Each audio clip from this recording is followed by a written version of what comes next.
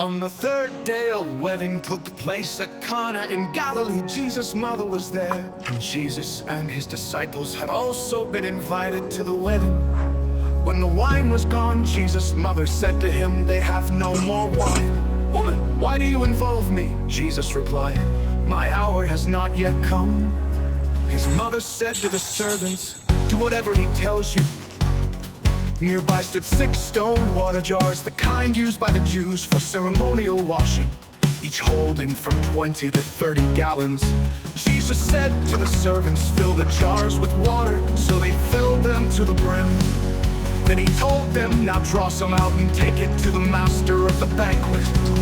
They did so, and the master of the banquet tasted the water that had been turned into wine. He did not realize where it had come from, though the servants who had drawn the water knew. Then he called the bridegroom aside and said, "Everyone brings out the choice wine first, and then the cheaper wine after the guests have had too much to drink, but you have saved the best till now." What Jesus did here in Cana of Galilee was the first of the signs through which he revealed his glory, and his disciples believed in him. After this, he went down to Capernaum with his mother and brothers and his disciples. There they stayed for a few days. Jesus clears the temple courts.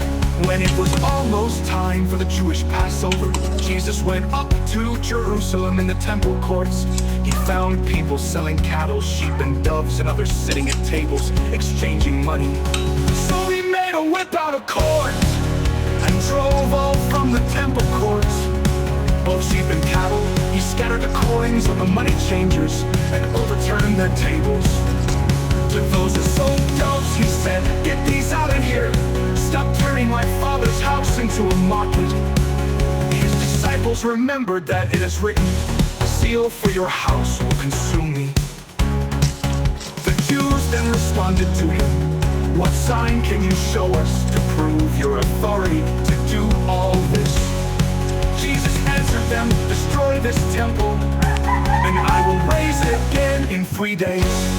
They replied, "It has taken 46 years to build this temple, and you are going to raise it in 3 days."